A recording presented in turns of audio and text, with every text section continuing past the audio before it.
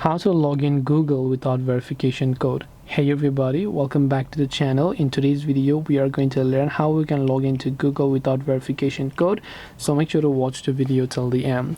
If you're trying to log into Google without verification code, whether or not you can skip that really depends upon whether or not you have allowed it, because if you have turned on two-factor authentication or you are logging in from a new device, then there's no way for you to remove that kind of thing, because Google will definitely ask you for a verification to verify that you are the owner of the account. You need to have access to either the phone number that you provided in this case.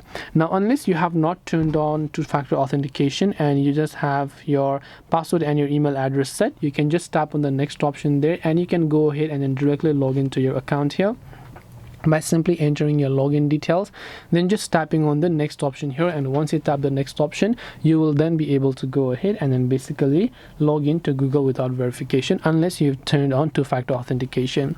So hope this video helped you. If you have got any questions, feel free to leave them down below. Thank you for watching and see you in the next video.